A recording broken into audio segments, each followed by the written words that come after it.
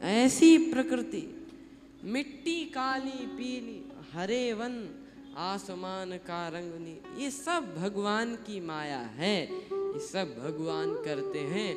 और जब हम भगवान की रचित चीज़ों को देखेंगे तब हमें किसकी याद आएगी? जब भगवान की रचित चीज़ों को देखें तब हमें प्रभु की याद आएगी। तभी तो लोग क्या कहते हैं कि साधना भजन करना है तो वन में जाओ, एकांत में जाओ। क्यों? क्योंकि यहाँ पर अगर आप करेंगे तो यहाँ पे गाड़ियों का साउंड और तमाम डिस्ट्रैक्शंस भजन में, लेकिन जब हम भगवान की बनाई हुई चीज़ों को देखें तब हमें भगवान की याद आ जाए, तब मन लगेगा। नारद जी को भी गंगा जी को देखकर भगवान के चरणों की याद आ गई। वे सोचते हैं श्री नारद जी कि भगवान का भजन क्यों ना कर लें, कर लेना चाहिए भगवान का भजन। लेकिन तभी मन में विचार आया कि नहीं नहीं, ऐसा नहीं हो सकता, भजन नहीं कर सकते। क्यों? क्योंकि श्राप रुकने नहीं दे रहा है। नारद जी को एक श्राप लगा है। किसका श्राप? प्रजापति दक्ष का श्राप। वो प्रजापति दक्ष, उनके पुत्र बहुत सारे थे, तो उनके पुत्र जाते वन में साधना भजन के लिए और कुछ वर्ष रहते भगवान के चरणों में, फिर अपने गृहस्थ आश्रम में प्रवेश कर लेते। लेकिन जैसे ही ये प्रजापति दक्ष के पुत्र साधना करके लौटने लगते, नारद जी मार्ग में ही मिल जाते और ऐसा उपदेश करते कि फिर वे प्रजापति दक्ष के पुत्र वापस लौटते ही नहीं, भगवान का भजन ही कर लेते। अब देखो, नारद जी कोई गलत काम तो कर नहीं रहे थे, बाबा ही बना रहे थे। आप सरिस सबहिं चह कीन्हा, बाबा ही तो बना रहे थे और प्रजापति दक्ष ने उन्हें श्राप दे दिया। क्यों? वो कोई गलत काम तो कर नहीं रहे थे।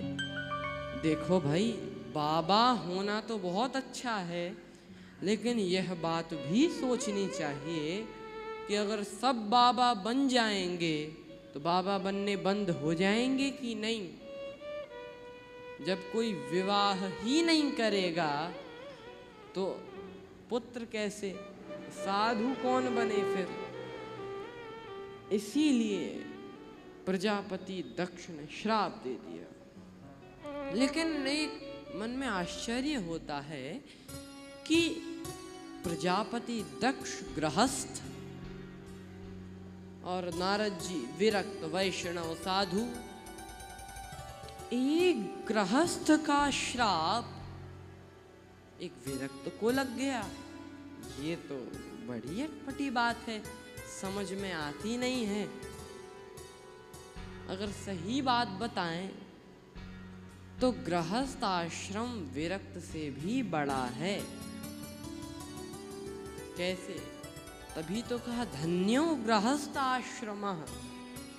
श्राप लग गया नारद जी को। और वाकई में नारद जी भी सही काम कर रहे थे और प्रजापति दक्ष भी सही काम कर रहे थे। नारद जी यही कह रहे थे कि संसार में कोई किसी का नहीं है, तो भगवान का भजन करो। प्रजापति दक्ष ने श्राप दे दिया, और श्राप भी कैसा अद्भुत दिया। श्राप दिया कि आप 2 पल से ज्यादा कहीं ठहर ही नहीं सकते। अब तो नारद जी संत हैं, सोचने लगे बहुत बढ़िया रहा, अभी तक एक जगह बैठते थे, अब समय नहीं है बैठने का, ज्यादा जगह जाएंगे, ज्यादा लोगों को उपदेश करेंगे। लेकिन प्रजापति दक्ष ने तो श्राप दे दिया। लेकिन अब तक तो प्रसन्न थे, लेकिन जब बात आई भगवान के भजन की तो सोचने लगे कि यहाँ पर हिमालय राज में ही गंगा जी के किनारे रुककर ही भगवान का भजन करें, सीताराम सीताराम राम राम राम राम। लेकिन रुके कैसे? श्राप तो कह रहा है कि 2 पल से ज्यादा कहीं ठहर ही नहीं सकते।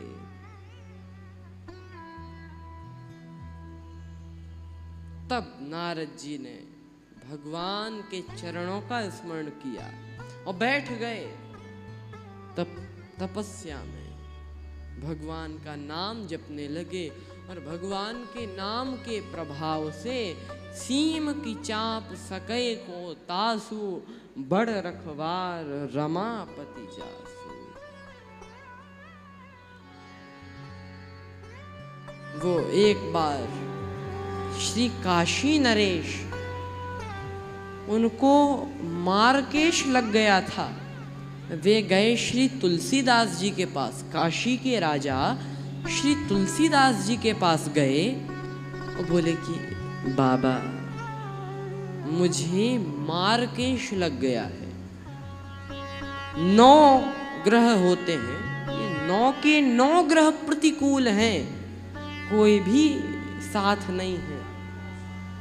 क्या करें? अब तो मेरा मरना निश्चित है। तो बोले श्री तुलसीदास जी, काशी नरेश चिंता मत करो। क्यों? कहा इन 9 ग्रहों से ऊपर भी एक ग्रह है। कौन सा ग्रह? भगवान का अनुग्रह।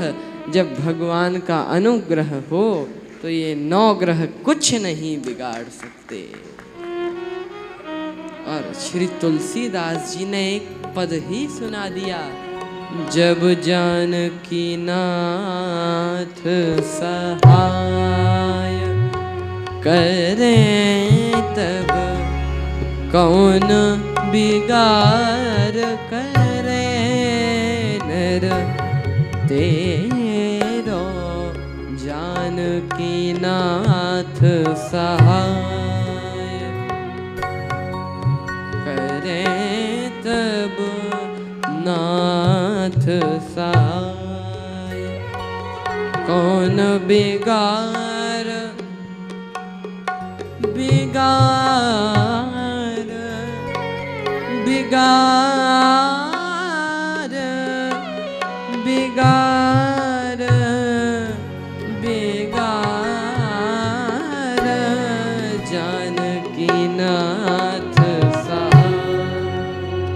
करे जब कौन बिगाड़ करे नर तेरो जानकी नाथ सहाय। सूरज मंगल सोम भृगु सुत,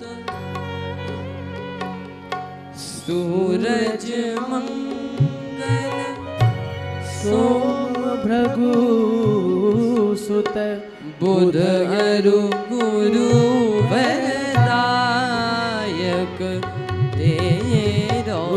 बुध अरु गुरु वरदायक तेरो। तेरो राहु केतु की नाही गम्यता, संग शनीश्वर होत होत सवेरा। जानकी नाथ सहाय नाथ सहाय नाथ सहाय करे तब जानकी नाथ सहाय। दुष्ट दुशासन विमल द्रौपदी दुष्ट दुशासन विमल द्रौपदी चीर उतार कुमंतर फेरो दुष्ट दुशासन विमल द्रौपदी चीर उतार कुमंतर फेरो जाकी सहाय करी करुणा निधि जाकी सहाय करी करुणा निधि पढ़ गए चीर के मार घनेरो जानकी नाथ सहाय करें तब जानकी नाथ सहाय नाथ सहाय नाथ सहाय। अगर भगवान साथ दें तो कोई क्या करे, सीम की चाप सकई को तासु बड़ रखवार रमापति। यही सोचकर नारद जी समाधि में बैठ गए और जो समाधि बैठे, देखो भाई नारद जी तो अच्छे से कीर्तन कर रहे थे, अब ऊपर बैठे देवराज इंद्र को लगा कि ये तो सही नहीं हो रहा है, क्या पता नारद जी हमारा पद ही छीन लें, क्या पता शक्ति क्रियान्वित शक्ति इकट्ठा करें नारद जी, फिर हमें ही जीत लें युद्ध में और पूरा मेरा सिंहासन चला जाएगा। क्या करें? कामदेव को भेजा। कामदेव ने मैं जाता हूं और तरह तरह से बहुत चेष्टा की, नारद जी की समाधि भंग न कर सका, और जब समाधि भंग नहीं हुई अंत में चरणों में गिरकर बोला, महाराज महाराज जय हो आपकी। मैंने तो इतनी चेष्टा की आपकी समाधि भंग करने के लिए, आपका कुछ नहीं बिगड़ा, आपकी जय हो इतनी तारीफ की नारद जी ने। अब देखो नारद जी भगवान के गुण गाते हैं, गावत हरि गुण गान प्रवीणा। नारद जी भगवान के गुण गाते हैं और ये कामदेव ने भगवान के गुणों को नहीं, नारद जी को अपने गुण सुनाना प्रारंभ कर दिए, उनके खुद के गुण।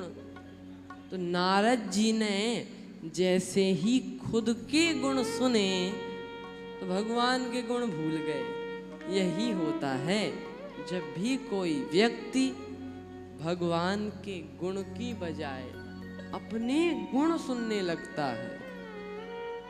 नारद जी के साथ क्या हुआ आगे पता चलेगा। नारद जी से कहा कामदेव ने, अरे महाराज आपकी जय हो, मैंने सर्दी की वर्षा धूप में कुछ नहीं बिगड़ा, आपने तो काम को जीत लिया। नारद जी बोले, और नारद जी ने कहा एक बात और सुनो काम, शंकर जी ने भी तुम्हें जीता था, लेकिन चितवत काम भयउ जरी छारा, क्रोध नहीं जीत पाए, लेकिन हमने क्रोध को भी जीता, काम को भी जीता। और इंद्र में जो देवराज इंद्र हैं उनसे कह देना कि उनके सिंहासन का मुझे कोई लोभ नहीं, तो ना हमें काम, ना हमें क्रोध, ना हमें लोभ, हमारे जैसा तो कोई है ही नहीं। ये वैसी बात हुई जैसे कोई व्यक्ति बोले कि मुझ पर डंडे चले लाठियां चली, यहां तक कि तोपें चली मुझ पर, लेकिन मेरा कुछ नहीं बिगड़ा।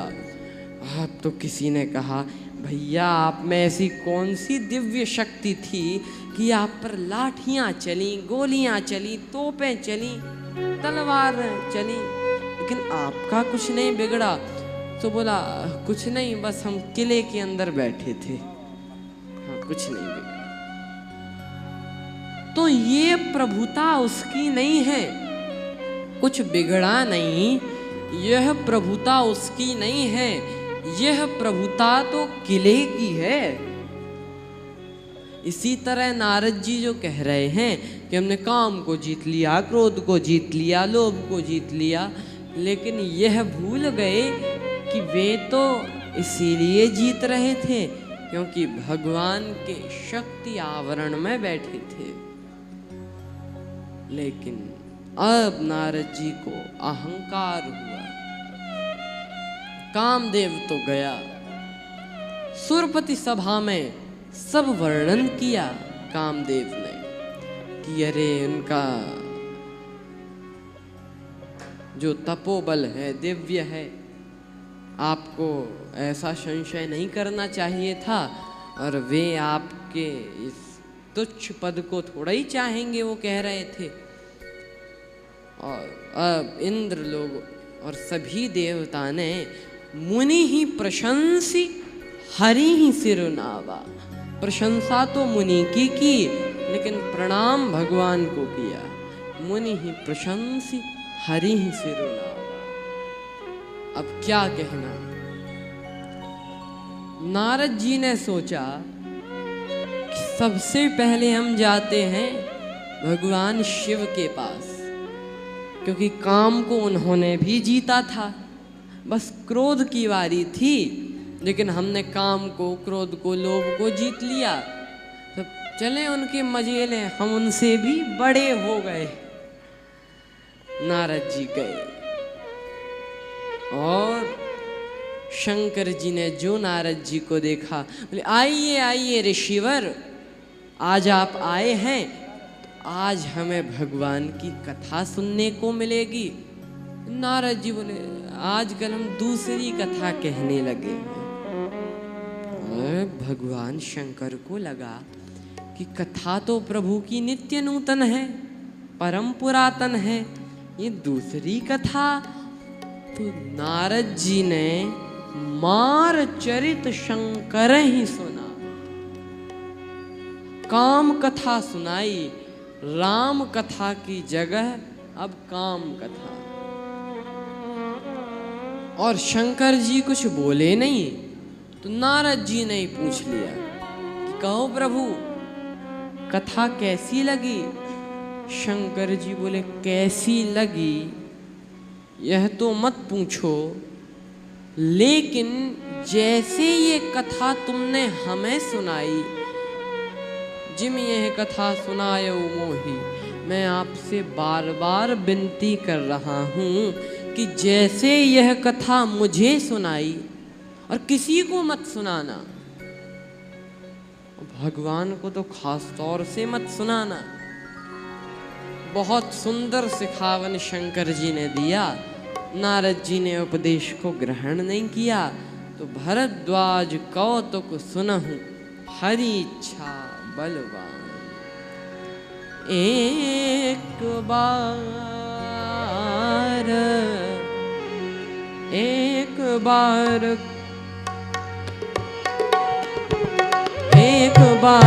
करतल बर बीना, एक बार करतल बर बीना, एक बार करतल बर बीना, एक बार करतल बर बीना, एक बार करतल बर बीना।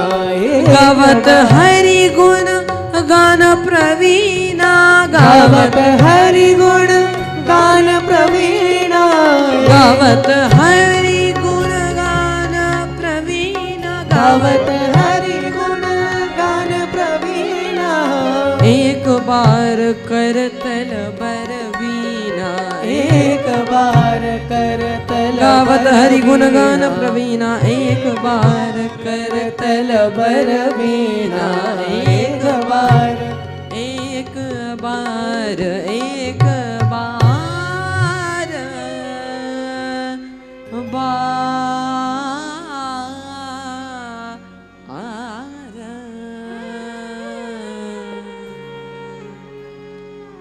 एक बार नारद जी वीणा बजाते हुए जा रहे थे।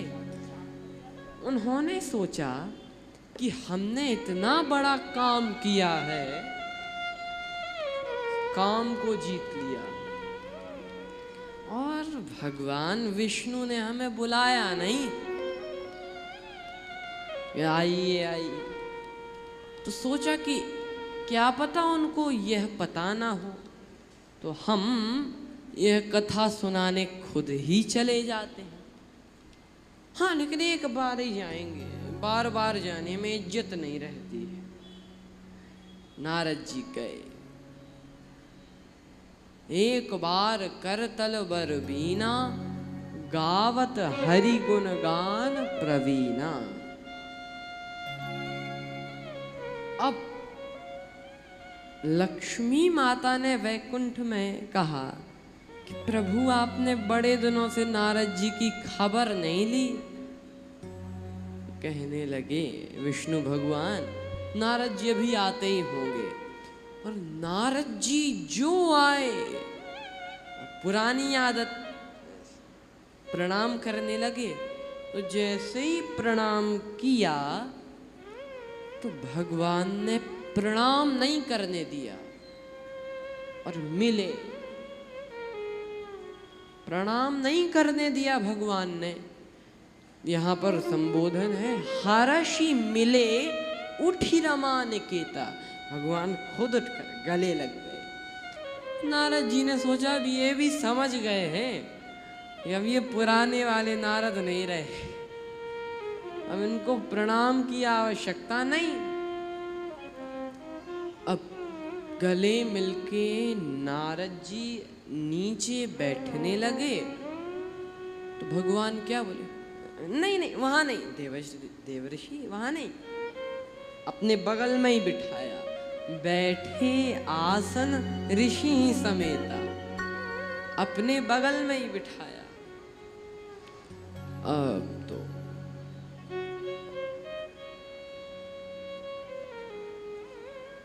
नारद जी को पक्का निश्चय हो गया कि हम में और भगवान में कोई अंतर नहीं, क्योंकि बराबरी वाले तो एक स्थान पर बैठते हैं। अब भगवान ने कहा, और बताइए नारद जी। बोले प्रभु सब आपकी कृपा है। अब नारद जी तो मौके की तलाश में। भगवान ने कहा कहाँ रहे? नारद जी बोले, अरे महाराज मेरी समाधि लगी। ऐसी समाधि, सर्दी गर्मी धूप में भी कुछ नहीं बिगड़ा। अरे इनमें भी नहीं। नारद जी बोले, इनकी कौन कही कामदेव आए, लेकिन मेरी समाधि भंग ना कर सका। भगवान बोले, क्या कहना नारद जी। और एक और भगवान ने व्यंग किया कि बहुत दिनन कीन्ही मुनि दाया। हे मुनि, बहुत दिनों में दया की। और इसका आशय यह था कि पहले तो आप दर्शन करने आते थे, अब तो दया ही करने आए होंगे। एक और बात जो भगवान ने कही कि नारद जी तुम्हारे सुमिरन ते मिटहि मोह मार मदमान। आपके स्मरण से ये कामादिक विकार नष्ट होंगे। नारद जी बड़े प्रसन्न हुए कि अब तक भगवान के नाम से मिटते थे। नारद जी तो गए, लेकिन लक्ष्मी माता ने पूछा कि प्रभु आपने तो इनका अभिमान और बढ़ा दिया। विष्णु भगवान बोले, जरूरी था। क्यों आवश्यक था? कहा कि जैसे किसी को कहीं फोड़ा हो जाए, फोड़ा, अब वो जाए डॉक्टर के पास, कहे डॉक्टर साहब ये फोड़ा तो बढ़ता ही जा रहा है, कुछ करो। तो डॉक्टर कहेगा कितने दिन हुए हैं इसको? 2-3 दिन ही। हाँ, तुम समय से आ गए, लेकिन हम जो दवा दे रहे हैं उस दवा का सेवन कर लेना तो ये फोड़ा यहीं बैठ जाएगा। अब डॉक्टर ने दवाई तो बराबर दी, लेकिन मरीज ने उस दवा का सेवन नहीं किया। कुछ लोग होते हैं जो दवाई को ले लेना ही पर्याप्त समझते हैं, सेवन नहीं। अब जब सेवन नहीं किया तो फोड़ा बैठा तो नहीं और बढ़ गया। तो 4-5 दिन बाद किसी दूसरे डॉक्टर के पास गए, डॉक्टर साहब ये देखो फोड़ा तो बढ़ता ही जा रहा है। डॉक्टर कहेगा किसी दूसरे डॉक्टर के पास गए थे? हाँ गए थे। उन्होंने दवा दी थी? हाँ दी थी। कहा था इस दवा का सेवन कर लेना, फोड़ा यहीं बैठ जाएगा, कहा था। तो दवा खाई?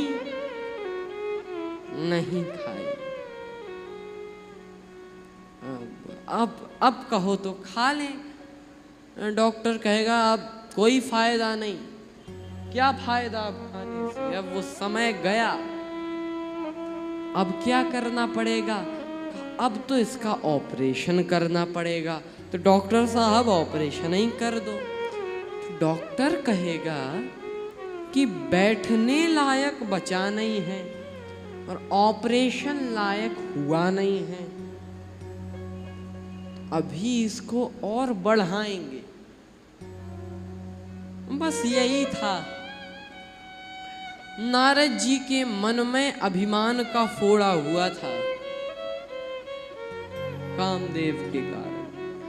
पहले डॉक्टर शंकर जी की उपदेश की गोली अगर ये खा लेते तो ये फोड़ा बढ़ता नहीं, वहीं बैठ जाता। लेकिन उन्होंने ये दवा तो नहीं खाई।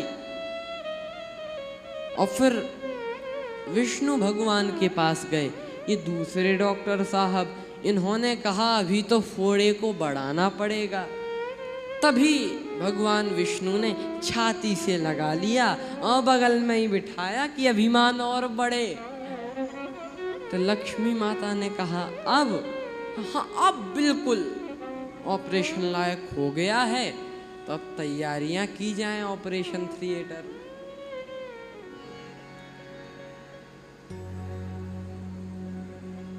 बिरचौ मग महानगर तहि 7 योजन विस्तार। एक 100 योजन बड़ा नगर बन गया भगवान की प्रेरणा से। नारद जी ने वहां पर प्रवेश किया और नारद जी तो नारद जी ने यह नहीं सोचा कि आते समय तो वहाँ विष्णु भगवान के पास जाते समय तो यह नगर था नहीं, अब कहाँ से आ गया? 100 योजन का नगर इतने जल्दी बस गया। तुरंत आए नीचे, देखा कि नगर में तरह तरह की तैयारियां चल रही हैं। वहां का राजा शील निधि अपनी पुत्री विश्वमोहिनी का स्वयंवर रचा रहा है। नारद जी गए। शील निधि राजा बड़ा स्वागत सत्कार करता है,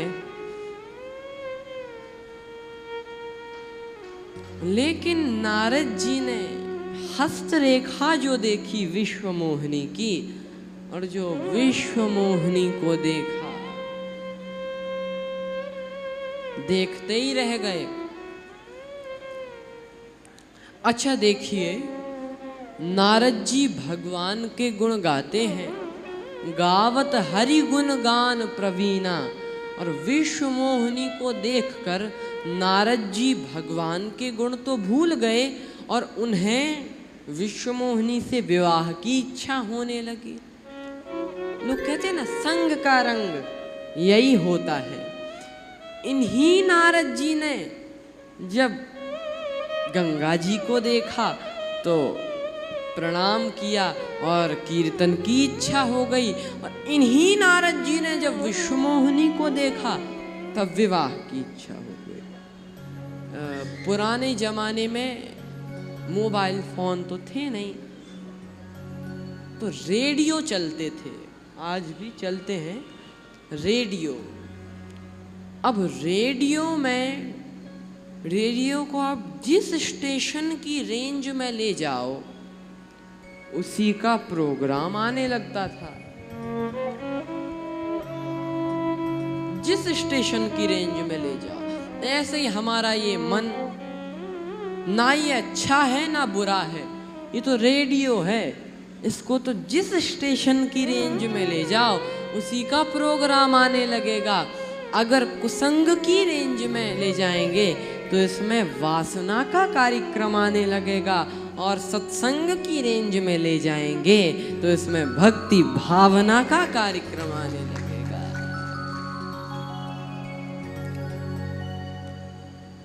नारद जी ने जो देखा तुरंत विवाह की इच्छा हुई। अब तो नारद जी सोचते हैं कि आज ही स्वयंवर है, मैं कैसे विवाह करूं। तुरंत अकेले गए, बहुविधि विनय कीनते काला, प्रगटे प्रभु कौतुकी कृपाला, प्रगटे प्रभु। बहुत तरह से विनय किया, भगवान प्रकट हुए और नारद जी ने प्रार्थना की, आ जाओ प्रभु। तो भगवान आ गए और बोले, कहो नारद बाबा क्या करना है। नारद जी बोले, क्या बताएं प्रभु, एक काम आ गया। भगवान को हंसी लगी कि कल काम को जीत कर आए थे और आज काम आ गया।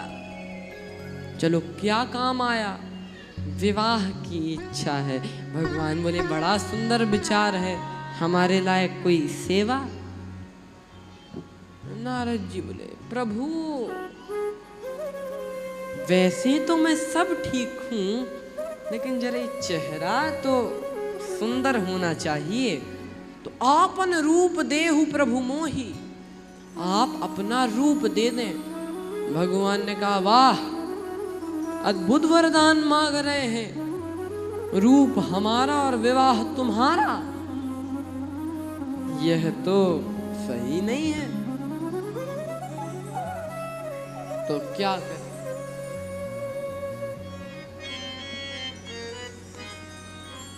रूप हमारा विवाह तुम्हारा, महाराज इसके अतिरिक्त और कोई मार्ग ही नहीं है।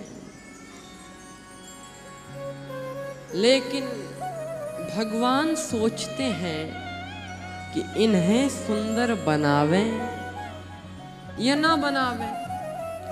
राम सदा सेवक रुचि राखी, सुंदर तो बनाना चाहिए, लेकिन ऐसी सुंदरता किस काम की कि जो आदमी के जीवन को बंदर बना दे। भगवान उहापोह की स्थिति में क्या करें क्या न करें।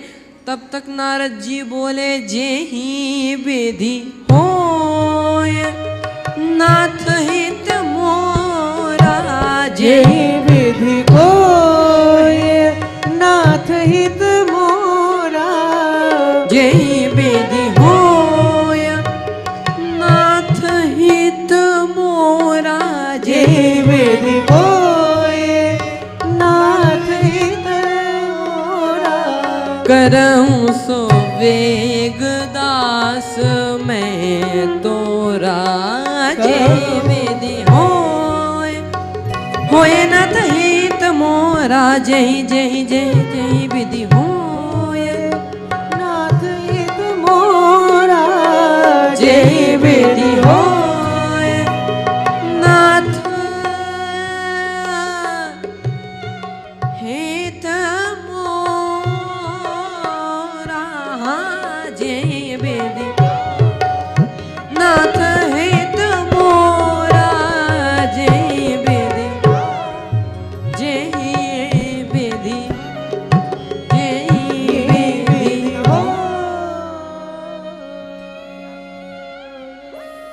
जिस तरह हमारा हित हो जाए